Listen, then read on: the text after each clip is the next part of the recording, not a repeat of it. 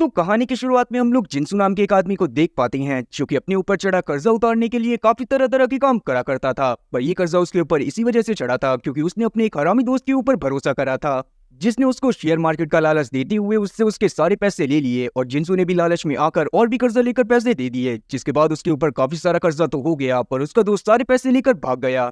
और अभी के समय पर जिन्सू के ऊपर 900 मिलियन का कर्जा था। तब वो काफी ज्यादा परेशान हो जाता है और उसे ये बात भी पता चल गई थी कि वो कभी भी इतनी आसानी से कर्जे को नहीं चुका सकता। और यही सब सोचते हुए वो डिसाइड कर लेता है कि आज वो अपनी जिंदगी को खत्म कर देगा। अब वो एक ब्रिज के ऊपर से कूदकर अपनी जान देने ही वाला था कि तभी अचानक से ही उसके अकाउंट में कोई 4 मिलियन वॉन डिपॉजिट कर देता है, जो देखने के बाद तो जिन्सू की आंखें खुली की खुली रह गई थी। तभी अचानक से ही उसके सामने एक लीमो आकर खड़ी होती है और उसे अपने साथ चलने का इशारा करती है। तब वो लीमो जिन्सू को अपने साथ एक थिएटर के बाहर लेकर चली जाती है, जहां पर अंदर जाने के बाद जिन्सू को पता चलता है कि उसे द एट शो में इनवाइट करा गया है, जिसके यही रूल्स लिखे हुए थे कि उसे उस जगह पर रहने के पैसे मिलेंगे। उसे वहां पर रहने के लिए किसी स्किल की जरूरत नहीं थी और वहां रहने के लिए उसे खाना भी दिया जाएगा। और जैसे जैसे टाइम बीतेगा वैसे वैसे प्राइज मनी भी बढ़ता जाएगा। साथ ही वहां पर यह बात भी लिखी हुई थी कि अगर गेम के दौरान कोई प्लेयर मारा जाता है तो उसी वक्त गेम को बंद कर दिया जाएगा, वरना गेम सिर्फ तभी खत्म होगी जब घड़ी में निर्धारित समय खत्म होगा।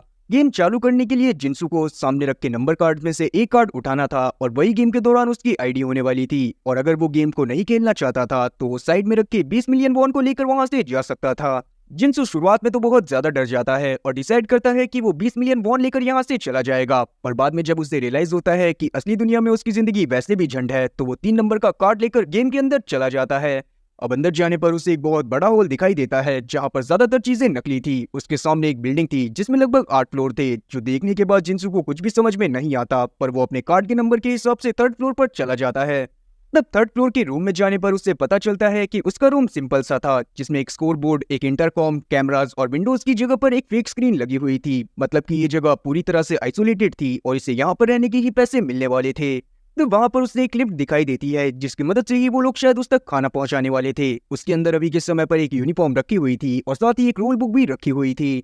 अब उस बुक को पढ़ने पर जिन्सू को पता चलता है कि उस जगह पर रहने की उसको हर मिनट 30,000 वॉन मिलने वाले थे। साथ ही वो उसके रूम में लगे इंटरकॉम से कुछ भी ऑर्डर कर सकता था, मगर वो चीजें उसे एक स्पेशल प्राइस पर मिलने वाली थी और वो प्राइस उसके विनिंग प्राइस में से माइनस होने वाला था। साथ ही वो किसी भी कैमरा के साथ कोई भी छेड़छाड़ नहीं कर सकता, क्योंकि अगर वो ऐसा करता है तो उसके जीते गए मनी में से उसे सिर्फ आधा पैसा ही मिलेगा। अब ये सारी बातें जानने के बाद जिन्सू वहां पर रखी यूनिफॉर्म को अपने कपड़ों से बदल लेता है, जिसके तुरंत बाद ही हर मिनट उसके स्कोरबोर्ड में 30,000 वॉन क्रेडिट होना चालू हो गए थे, जिसको देखने के बाद जिन्सू बहुत ज्यादा खुश था। अब इसी तरह से थोड़ी देर और बीत जाती है, पर थोड़ी देर बाद जिन्सू को वहां पर नींद आने लग गई थी, मगर रूम में बहुत ज्यादा सर्दी थी, इसीलिए जिन्सू एक स्लीपिंग बैग मंगवाने का डिसाइड करता है। फिर जब वो टेलीकॉम सर्विस में कॉल करता है तो उसे पता चलता है कि स्लीपिंग बैग की कीमत यहाँ पर बाहर की दुनिया से 100 गुना ज्यादा थी और बाकी सामान भी वहां पर बाहर की दुनिया से 100 गुना ज्यादा ही महंगा था, जो जानकर जिन्सू बस यूज न्यूज़पेपर और कार्डबोर्ड को ऑर्डर कर उन पर ही सोने जाने लगता है। अब उसको वॉशरूम जाने की जरूरत पड़ती है, तब उसके लिए वो एक खाली बिस्लरी की बोतल को ऑर्डर करता है। अब अगले दिन जब उसकी आंख खुलती है तो उसे बाहर से और भी प्लेयर्स की आवाज आ रही थी, जो सुनने के बाद जब वो बाहर जाता है तो उसे वहां पर और भी काफी सारे लोग मिलते हैं जो कि अलग अलग फ्लोर पर रहा करते थे। अब वो सब एक दूसरे को देखने के बाद बहुत ज्यादा खुश थे, पर किसी को भी ये बात समझ नहीं आ रही थी कि आखिरकार उन लोगों को वहां पर लेकर कौन आया था। अब वहां पर सभी लोग इन सभी चीजों के बारे में बहुत ज्यादा सीरियसली डिस्कस कर रहे थे, पर वहां पर हम लोग 8 फ्लोर को देख पाते हैं, जो कि एक लड़की थी और उसे किसी भी चीज से कोई भी फर्क नहीं पड़ रहा था। वो बहुत ज्यादा खुश थी और इधर उधर एंजॉय कर रही थी। तब ये लोग वहां पर एक टाइमर को देखते हैं जो कि 35 घंटे पर सेट था, और उसे देखने के बाद इन लोगों को समझ आ जाता है कि जब ये टाइमर खत्म होगा उसी वक्त पर ये गेम भी खत्म हो जाएगा।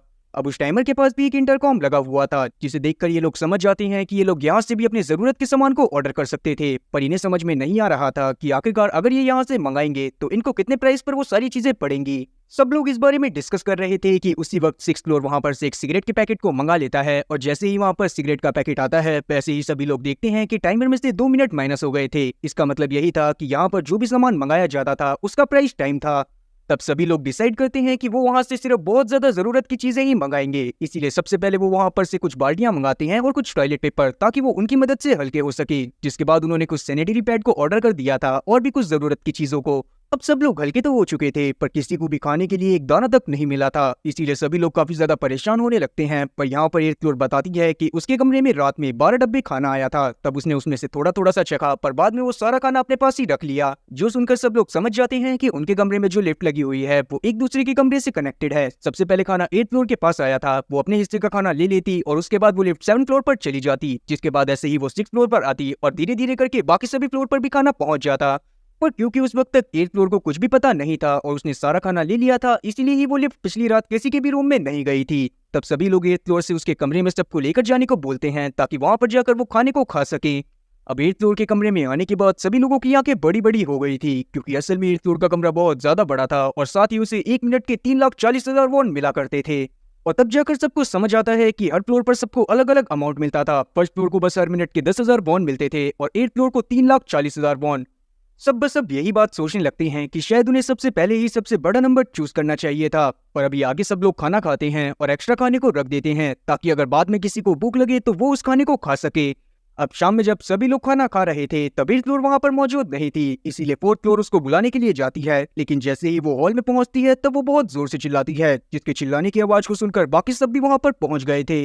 वहां पर 8th फ्लोर ने हॉल के इंटरकॉम से बहुत सारे कपड़े और मेकअप का सामान मंगवा लिया था और गेम को अब खत्म होने में सिर्फ 15 मिनट ही बाकी थे, जो देखने के बाद सभी प्लेयर उसके ऊपर गुस्सा करने लगते हैं, क्योंकि अब उन्हें 15 मिनट बाद बस उतने ही पैसे लेकर वहां से जाना पड़ेगा जितना अमाउंट उन्हें अब तक मिला था। पर 8th फ्लोर सबको बताती है कि उसे पता है कि कैसे टाइमर के टाइम को बढ़ाया जा सकता है, जो सुनने के बाद सभी लोग बहुत ज्यादा शॉक थे। तब यहाँ पर 8th फ्लोर सबको बताती है कि अगर वो सीढ़ियां चढ़ेंगे तो उनका टाइम वापस से बढ़ जाएगा।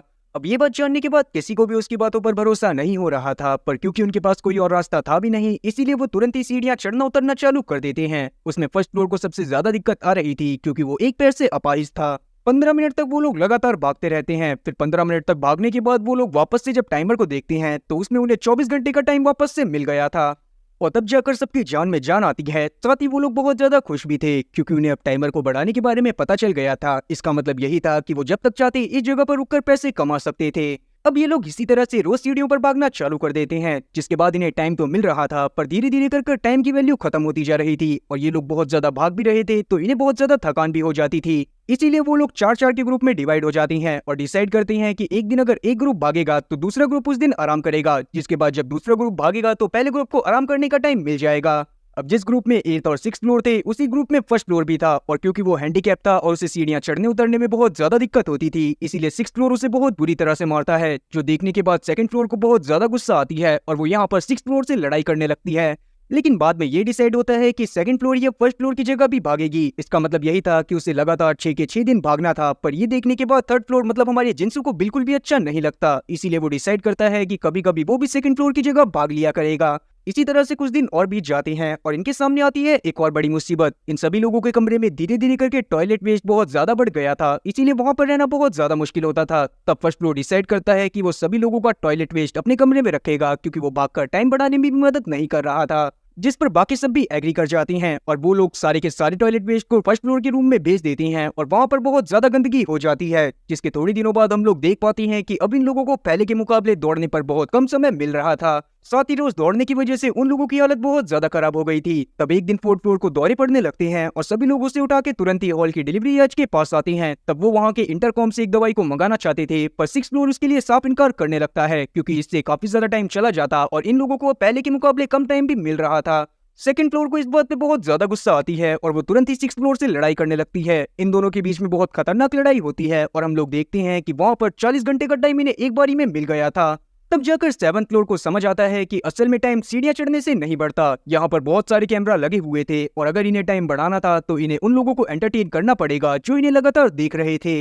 और अभी जो 2nd और 6th फ्लोर के बीच में लड़ाई हुई, वो देखने के बाद उन लोगों को मजा आया और इसीलिए उन्होंने 40 घंटे उन्हें दे दिए। पर ये सब जानने के बाद सभी लोग और ज्यादा परेशान होने लगते हैं, क्योंकि इससे 2nd और 6th फ्लोर को दोनों को ही बहुत ज्यादा चोटें आई थी। इससे सभी लोग बहुत ज्यादा परेशान हो गए थे, क्योंकि उन्हें समझ नहीं आ रहा था कि आखिरकार वो ऐसा क्या करें जिससे उन्हें देखने वालों को काफी ज्यादा मजा आए और वो उन्हें ज्यादा से ज्यादा टाइम दे।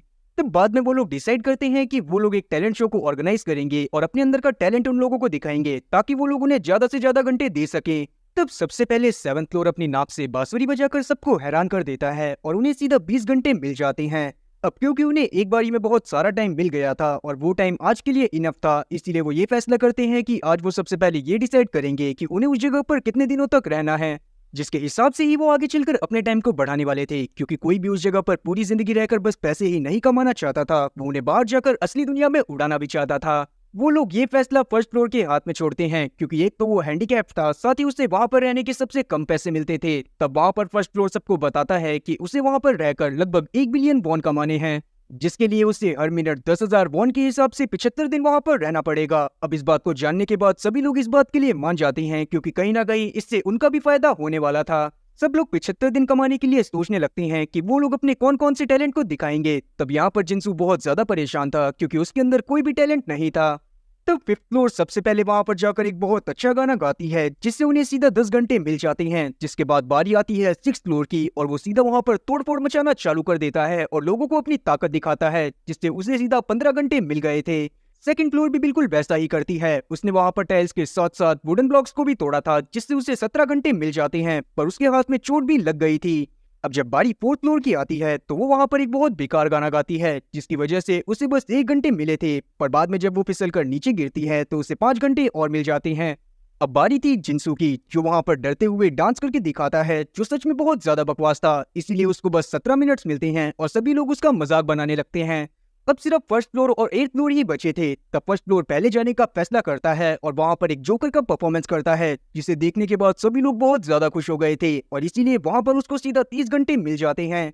अब बस एट फ्लोर रह गई थी। अपनी बारी आने पर वो कोई भी टैलेंट नहीं दिखाती, वो बस सिक्स फ्लोर को अपने साथ खींचकर अपने रूम में लेकर चली जाती है और उसके साथ इंटीमेट होती है, जिससे सीधा उन्हें 69 घंटे मिल गए थे।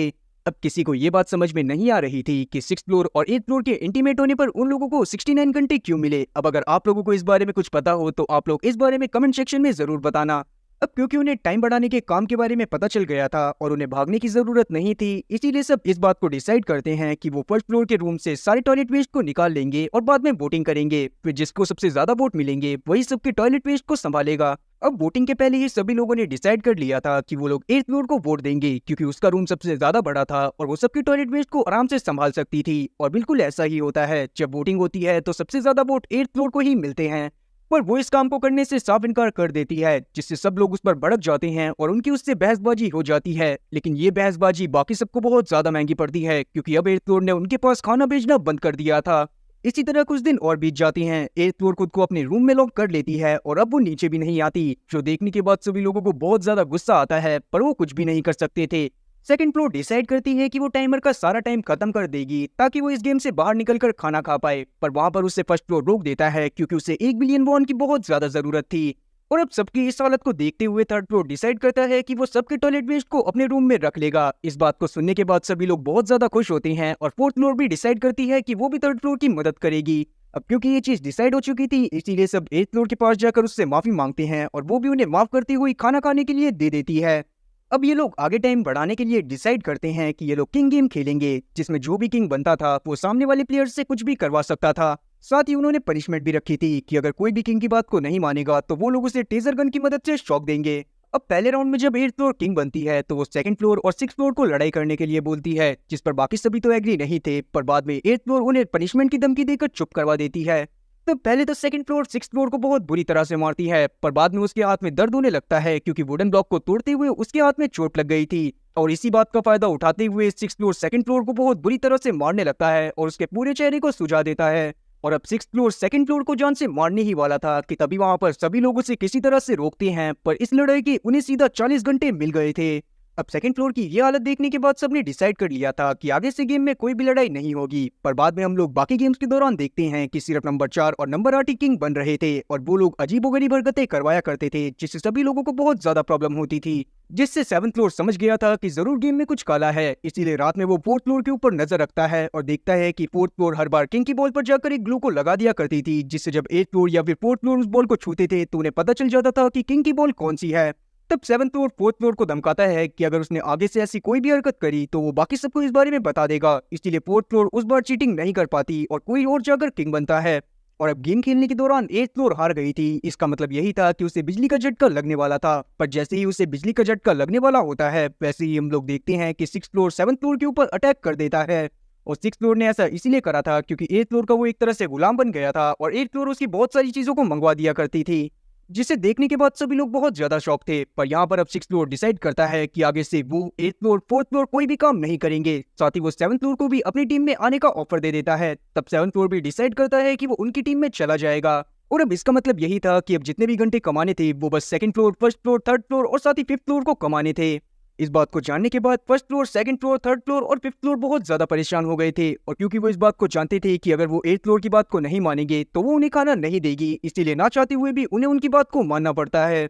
और अब गेम को और इंटरेस्टिंग बनाने के लिए 6th फ्लोर एक और रूल को ऐड कर देता है कि अगर उन लोगों को बराबर खाना और पानी चाहिए तो उन लोगों को एक जने के हिसाब से रोज 9 घंटे कमाने होंगे, तब जाकर उन्हें 3 कॉइन मिलेंगे, जिससे 1 कॉइन में वो पानी और 2 कॉइन में वो खाना खरीद सकते थे। ये जानने के बाद तो उन लोगों की हालत और ज्यादा खराब हो गई थी, पर क्योंकि वो कुछ भी नहीं कर सकते थे इसलिए वो इस चीज पर भी एग्री हो जाते हैं। अब वो लोग उस बात से परेशान थे ही कि तभी 6th फ्लोर एक और नए रूल को ऐड कर देता है कि जो भी उस गेम को जीतेगा वो तो सेफ रहेगा, मगर बाकी 3 जो फर्स्ट पोजीशन नहीं ला पाएंगे उन्हें बांध कर एक गोले में बिठा दिया जाएगा और जो बंदा फर्स्ट पोजीशन लेकर आएगा उसे एक बैट देकर उसकी आंखों में पट्टी बांध दी जाएगी और उन तीनों में से किसी एक को हिट करवाया जाएगा। ये बात जानने के बाद सबका खून खौल रहा था, मगर वो कुछ भी नहीं कर सकते थे। और अब पहला गेम भी चालू हो जाता है जिसमें 1st, 2nd, 3rd और 5th फ्लोर को अपनी बॉडी का एक पार्ट चुनना था। जैसे ही वो बॉडी का एक एक पार्ट चुनते हैं वैसे ही 6th फ्लोर उनके उस पार्ट को बांध देता है। अब उनके पार्ट्स को बांधने के बाद 6th फ्लोर उन्हें छुपने के लिए बोल देता है, जिसके बाद वो लोग छुपने के लिए चले जाते हैं। और जैसे जैसे 6th फ्लोर उन्हें ढूंढता जा रहा था वैसे वैसे वो उन्हें बहुत बुरी तरह से मार रहा था। जिनसू भी इस बात से बहुत ज्यादा डरा हुआ था, पर 6th फ्लोर उसे सबसे लास्ट में फाइंड आउट करता है और अपने वादे के मुताबिक उसे नहीं मारता क्योंकि जिनसू ही आज इस गेम का विनर था। अब बाकी सबको एक गोले में बिठाने के बाद जिनसू की आंखों में पट्टी बांध दी गई थी, साथ ही उसके हाथ में एक बैट को दे दिया गया था। आगे जब जिनसू बैट को घुमाता है तो वो बैट जाकर सीधा 1st फ्लोर के चेहरे पर लगता है, जिससे 1st फ्लोर के चेहरे से बहुत ज्यादा खून निकल रहा था। पर 6th फ्लोर और 8th फ्लोर इस चीज को देखकर बहुत ज्यादा खुश होते हैं। तब जिनसू 1st फ्लोर से माफी मांगने लगता है और 1st फ्लोर भी उसकी गलती ना होने पर उसे माफ कर देता है। तब हम लोग देखते हैं कि उन्होंने आज टोटल 26 घंटे कमाए थे और इसीलिए उन्हें 9 कॉइन मिलने वाले थे। लेकिन वहां पर अब 6th फ्लोर के द्वारा एक और ट्विस्ट को ऐड कर दिया जाता है। सबको एक पेपर दिया जाने वाला था और उन्हें उस पर 1 से 3 तक का कोई भी नंबर लिखना था, पर अगर सबके लिखे गए नंबर का टोटल 10 से ज्यादा आता तो उन लोगों को एक भी कॉइन नहीं मिलता, और अगर टोटल करने के बाद 9 से कम आता तो जिसने जो नंबर लिखा होता उसको उतने ही कॉइन मिलते।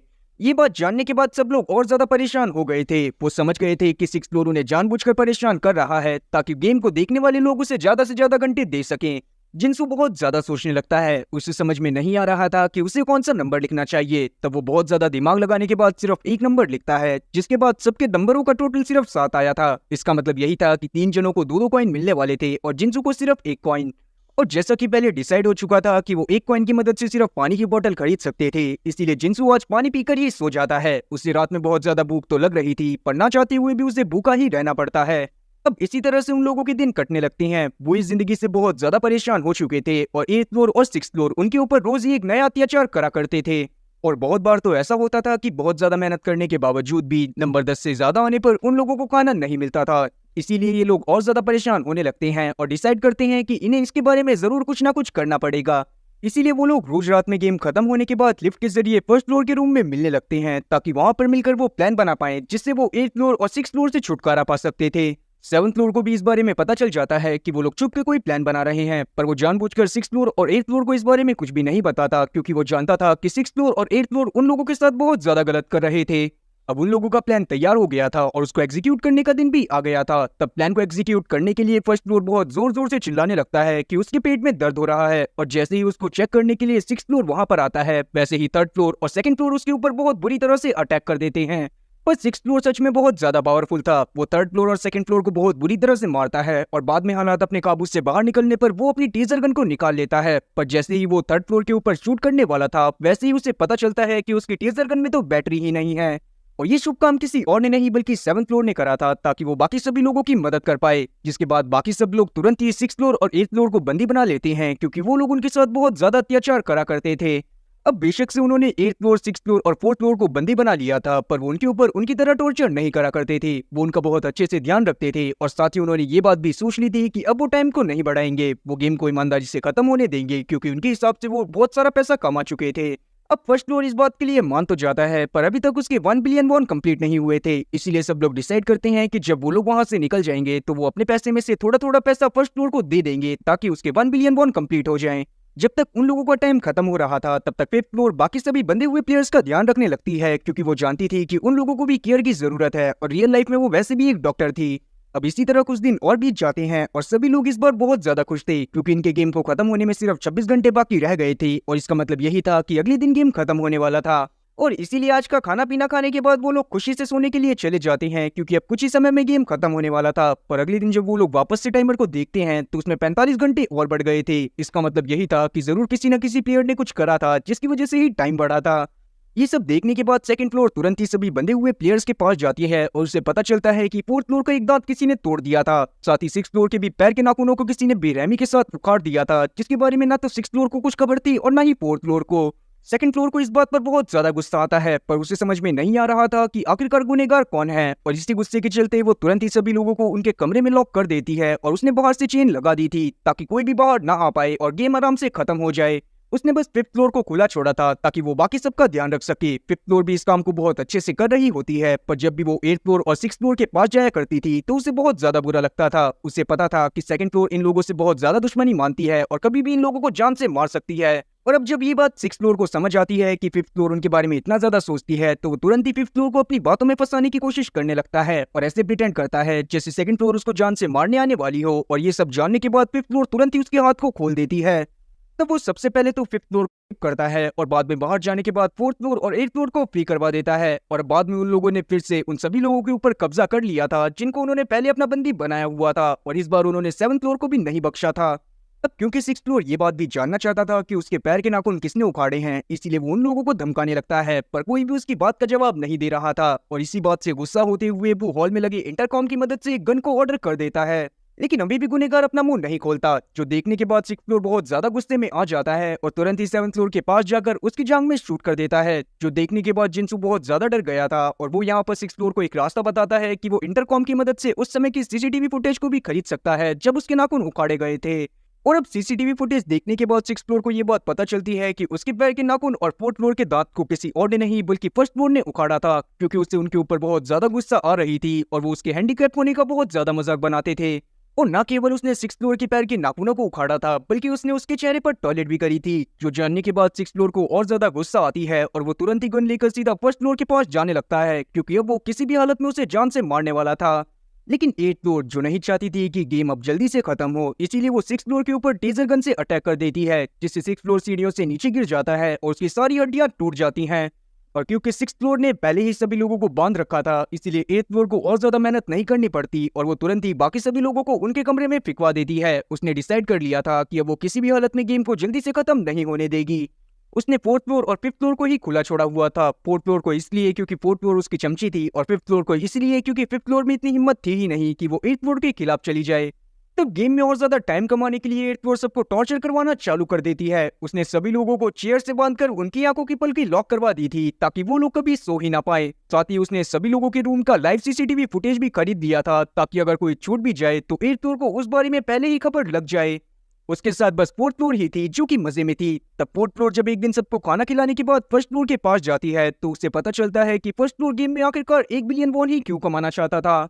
असल में उस गेम में 1 बिलियन वॉन से अपने रूम को चेंज करा जा सकता था, जिसके बारे में फर्स्ट फ्लोर को पहले दिन ही पता चल गया था। और अब आगे वो इस बारे में फोर्थ फ्लोर को बताने के बाद फोर्थ फ्लोर को उसे छुड़वाने में मदद करने को बोलता है और बदले में वो उससे वादा करता है कि जैसे ही वो छूट जाएगा तो रूम चेंज करने के बाद वो फोर्थ फ्लोर को एट्थ फ्लोर का रूम दे देगा, जिसके बाद वो खुद फोर्थ फ्लोर के रूम में रह लेगा। इस पर फोर्थ फ्लोर भी मान जाती है क्योंकि उसे एट्थ फ्लोर का रूम लेकर बहुत सारे पैसे कमाने थे। साथ ही उसे वो वाला फ्लोर बहुत अच्छा भी लगता था। तब वो फिफ्थ फ्लोर के पास जाकर उसे भी अपने प्लान में शामिल कर लेती है और उसके बाद वो अपने प्लान को एग्जीक्यूट करने के बारे में सोचने लगते हैं। तब शुरुआत में सब कुछ उनके प्लान के अकॉर्डिंग होने लगता है। हम लोग देखते हैं कि फोर्थ फ्लोर एट्थ फ्लोर का ध्यान भटकाते हुए उसे गोल्फ खेलने के लिए हॉल में लेकर चली जाती है और फोर्थ फ्लोर पीछे से सभी लोगों को छुड़वाने की कोशिश करने लगती है। आज एट्थ फ्लोर को फोर्थ फ्लोर का बर्ताव कुछ अजीब सा लग रहा था। तभी उसका कुत्ता कुकू ऊपर की तरफ भौंकने लगता है और एट्थ फ्लोर ऊपर जाती है, जहां जाने के बाद उसने सब कुछ देख लिया था, पर अभी वो कुछ रिएक्ट कर पाती कि उससे पहले ही फोर्थ फ्लोर उसके ऊपर गोल्फ स्टिक से हमला करती हुई उसे बेहोश कर देती है। अब फ्री होने के बाद सब लोग बहुत ज्यादा खुश थे, मगर फिफ्थ फ्लोर को अभी भी शांति नहीं मिली थी और वो अपने बदला लेने के चक्कर में गुस्से में सिक्स्थ फ्लोर के पास जाकर उसका ऑपरेशन करती हुई उसे ट्रांसजेंडर बना देती है। तो फर्स्ट फ्लोर भी सबको रूम चेंज करने के बारे में बता देता है। अब वैसे तो सभी लोग अपने रूम में बहुत ज्यादा खुश थे, इसीलिए वो फर्स्ट फ्लोर को बोलते हैं कि तुम ही अपना रूम चेंज कर लो। लेकिन जैसे ही फर्स्ट फ्लोर रूम चेंज करने के लिए 1 बिलियन वॉन पे करता है, तब उसके सामने बस एक मेन्यू आता है जिसका प्राइस ही 1 बिलियन वॉन था और उस मेन्यू में रूम के असली प्राइस लिखे हुए थे जो कि असल में बहुत ज्यादा थे, जो देखकर फर्स्ट फ्लोर बहुत ज्यादा परेशान हो जाता है। अब फर्स्ट फ्लोर का दुख देखने के बाद तो मुझे भी दुख हुआ था, क्योंकि ये तो वही बात हो गई कि खाया पिया कुछ नहीं और गिलास थोड़ा बारह आना। अब सब लोग फर्स्ट फ्लोर की किस्मत को देखने के बाद बहुत ज्यादा परेशान तो थे, पर उन्होंने डिसाइड कर लिया था कि अब वो ज्यादा देर तक यहाँ पर नहीं रुकेंगे, क्योंकि उन्हें बाहर जाकर अपनी और भी चीजों को संभालना था। और तब जाकर हमें पता चलता है कि आखिरकार वो लोग वहां पर क्यों आए थे। तब सबसे पहले हम लोग फर्स्ट फ्लोर की कहानी के बारे में जान पाते हैं, जो असल में पहले एक सर्कस में काम करा करता था और वहां पर लोगों को उसका काम बहुत ज्यादा पसंद आता था। पर एक दिन अचानक से उसकी बेटी की तबीयत खराब हो गई और उसके ऑपरेशन में बहुत सारे पैसे लगने वाले थे, लेकिन उसके पास उतने पैसे नहीं हो पाए और उसने डिसाइड करा कि वो सुसाइड कर लेगा। पर सुसाइड करने से पहले ही उसके सामने एक लिमोजिन आकर खड़ी हो गई, जो कि उसे यहाँ पर लेकर आ गई। आगे हम लोग सेकंड फ्लोर की कहानी को भी देख पाते हैं और हमें पता चलता है कि सेकंड फ्लोर असल में एक कराटे चैंपियन थी और उसके दोस्त को एक दिन फाइट के दौरान बहुत बुरी चोट लग गई थी, जिसके इलाज के लिए ही उसे पैसे जमा करने थे। और एक दिन जब उसके सामने लिमोजिन आई तो उसे वो यहाँ पर लेकर आ गई। थर्ड फ्लोर यानी कि जिंसू की कहानी के बारे में तो हमें पता ही है कि उसे अपने सारे कर्जे को उतारना था, क्योंकि उसका दोस्त उसके पैसे लेकर भाग गया था। आगे हम लोग फोर्थ फ्लोर की कहानी को देखते हैं कि असल में बचपन से ही वो एक के पॉप स्टार बनना चाहती थी, पर उसे पैसों की बहुत ज्यादा जरूरत थी, इसीलिए वो एक पार्किंग में काम करने लग गई। जिसके बाद एक दिन उसके दोस्त उससे मिले और उसका बहुत ज्यादा मजाक बनाया, जिसके चलते ही उसने डिसाइड करा कि वो बहुत ज्यादा पैसे कमाएगी। तभी उसके सामने एक व्हाइट कलर की लिमोजिन आई, जो कि उसे यहाँ पर लेकर आ गई। तब हम लोग फिफ्थ फ्लोर की बातों से जान पाते हैं कि असल में वो एक बहुत अच्छी डॉक्टर थी और उसका पति भी एक बहुत अच्छा डॉक्टर था। पर एक दिन जब वो एक बार में गई तो वहां पर एक आदमी ने उससे मदद मांगी, जिसको कुछ पैसों की जरूरत थी। और क्योंकि फिफ्थ फ्लोर बहुत ज्यादा दयावान थी, इसीलिए उसने उस आदमी की मदद करने का डिसाइड करा। और बाद में उस आदमी ने फिफ्थ फ्लोर की अच्छाई का फायदा उठाते हुए उसे पूरी तरह से लूट लिया और फिफ्थ फ्लोर को कर्जा लेकर भी उसे पैसे देने पड़े। और उसी कर्जे को उतारने के लिए वो पैसे कमाने यहाँ पर आई थी। आगे हमें सिक्स फ्लोर की कहानी के बारे में भी बताया जाता है कि वो असल में एक बहुत पॉपुलर बेसबॉल प्लेयर हुआ करता था, लेकिन उसके एरोगेंट टीचर की वजह से उसी टीम से निकाल दिया जाता है। जिसके बाद वो एज अ सिक्योरिटी गार्ड एक शॉप पर काम करने लगता है। पर वहां पर एक दिन जब उसके फैंस उससे मिलने के लिए आते हैं तो शॉप के ओनर को ये चीज बिल्कुल भी अच्छी नहीं लगती, इसीलिए वो सिक्स फ्लोर को बहुत बुरा भला बोलता है। पर सिक्स फ्लोर से ये चीज बर्दाश्त नहीं होती और वो उस आदमी को बहुत बुरी तरह से मारकर वहां से निकल जाता है। पर क्योंकि सिक्स फ्लोर के ऊपर बहुत ज्यादा कर्जा भी था, इसीलिए वो यहाँ पर आया था। तब सेवंथ फ्लोर की स्टोरी से हमें पता चलता है कि असल में वो एक स्क्रिप्ट राइटर था, पर डायरेक्टर हमेशा उसकी स्क्रिप्ट को रिजेक्ट कर दिया करते थे, क्योंकि वो बिल्कुल भी इंटरेस्टिंग स्टोरी नहीं बना पा रहा था। फिर एक दिन उसके सामने लिमोजिन आई, जो कि उसे यहाँ पर लेकर आ गई। फिर फाइनली हम लोग एट्थ फ्लोर की स्टोरी को भी देख पाते हैं, जो कि एक आर्ट गैलरी के सामने जस्टिन बीबर के गाने गाकर पैसे कमाया करती थी। लेकिन वहाँ के लोगों को जस्टिन बीबर का बेबी बेबी सॉन्ग पसंद नहीं आता और वो लोग उससे मरून 5 का एनिमल सॉन्ग गाने के लिए कहने लगते हैं और इसी वजह से वहां से उसको निकाल दिया जाता है। और बाद में एट्थ फ्लोर डिसाइड करती है कि वो उस आर्ट गैलरी वालों से बदला जरूर लेगी। और तभी उसे भी एक दिन लिमोजिन दिखाई देती है, जो कि उसे यहाँ पर लेकर आ जाती है। खैर प्रेजेंट टाइम में हम लोग देख पाते हैं कि सबने ये चीज डिसाइड कर ली थी कि अब वो किसी भी हालत में आगे गेम को कंटिन्यू नहीं करेंगे। पर फर्स्ट फ्लोर को इस बात पर गुस्सा आती है और वो सबको गन पॉइंट पर ले लेता है। वो यहाँ पर रहकर किसी भी हालत में ज्यादा से ज्यादा पैसे कमाना चाहता था, इसीलिए वो डिसाइड करता है कि वो अकेले ही टाइम को बढ़ाएगा, जिसके लिए वो एक शो की तैयारी करने लगता है। पर उससे पहले उसने सभी लोगों को बांध दिया था ताकि कोई भी उसके शो में अड़चन ना बन पाए। तब वो वहां पर एक बहुत बेहतरीन शो करता है, पर शो के दौरान जब वो एक रस्सी के ऊपर कुछ करतब कर रहा था, तभी अचानक से ही उसका पैर फिसलता है और वो नीचे जल रही आग में जाकर गिर जाता है। जो देखकर जिंसू रोते हुए किसी तरह से अपने हाथ को फ्री करवाता है और बाकी सबको फ्री करवाने के बाद फर्स्ट फ्लोर की मदद करने के लिए जाने लगता है। लेकिन फर्स्ट फ्लोर का शो देखने के बाद गेम के ओनर को बहुत ज्यादा मजा आया था और वो तुरंत ही इन लोगों को 1500 घंटे दे देता है। जो देखने के बाद जिंसू तुरंत ही इंटरकॉम के पास जाता है और सोना चांदी मंगाने लगता है, क्योंकि 1500 घंटे तक वो कभी भी यहाँ पर नहीं रह सकता था। लेकिन इतनी सारी चीजें मंगवाने के बावजूद भी टाइम पर ज्यादा खास असर नहीं पड़ा था। जो देखकर जिंसू तुरंत ही गुस्से में गन को उठाता है और वहां पर मौजूद सभी सीसीटीवी कैमरा को फोड़ने लगता है, क्योंकि वो समझ गया था कि अगर होस्ट गेम को देख ही नहीं पाएगा तो वो तुरंत ही गेम को बंद कर देगा।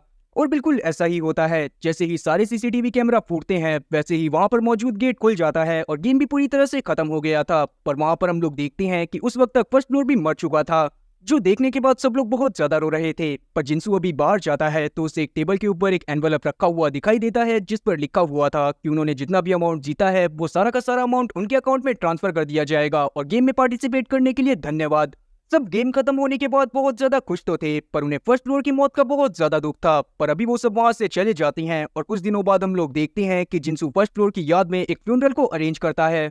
पर उस फ्यूनरल में बस फोर्थ फ्लोर, फिफ्थ फ्लोर और सेकंड फ्लोर ही उससे मिलने के लिए आए थे। तब वहां पर हम लोग उन लोगों की बातों से जान पाते हैं कि असल में एट्थ फ्लोर ने उस आर्ट गैलरी से अपना बदला ले लिया था, क्योंकि उसने जो पैसे उस गेम में जीते थे उससे उसने एक प्लेन खरीदा और बाद में उस आर्ट गैलरी के ऊपर अटैक कर दिया। जिस वजह से वो अभी जेल में थी। 6th फ्लोर ने वहां पर बस फूलों को भेजा था और उसने बताया था कि वो अपनी लाइफ में आगे बढ़ चुका है। साथ ही यहाँ पर हमें 7th फ्लोर के बारे में भी पता चलता है, जिसने अपना आधे से ज्यादा पैसा फर्स्ट फ्लोर की फैमिली को दे दिया था। साथ ही उसकी बेटी का भी इलाज करवा दिया था। अब ये बात जानकर कि सब लोग अपनी लाइफ में आगे बढ़ चुके हैं, जिनसू डिसाइड करता है कि वो भी अपनी लाइफ में कुछ बहुत अच्छा करेगा। अब सीरीज के फाइनल सीन में हम लोग 7th फ्लोर को देखते हैं, जो कि एक डायरेक्टर के साथ बैठा हुआ था और उसने 8 शो की ही स्टोरी लिखी थी, जिसमें उसने वो सारी घटनाएं लिखी हुई थी जो भी उसके साथ शो के दौरान हुई थी। जो पढ़ने के बाद डायरेक्टर बहुत ज्यादा खुश होता है और 7th फ्लोर से बोलता है कि मुझे तो लगता है कि शायद तुम भी उस शो का हिस्सा थे। पर यहाँ पर ये बात सुनने के बाद 7th फ्लोर के चेहरे की हवाइयां उड़ गई थी और वो बस इतना बोलता है कि मैं उस शो का हिस्सा नहीं था। और इसी के साथ ये सीरीज यहीं पर खत्म होती है। तो उम्मीद है कि एक्सप्लेनेशन अच्छी लगी होगी। अगर एक्सप्लेनेशन अच्छी लगी हो तो चैनल को सब्सक्राइब करना और बेल नोटिफिकेशन को ऑल पर सेलेक्ट करना।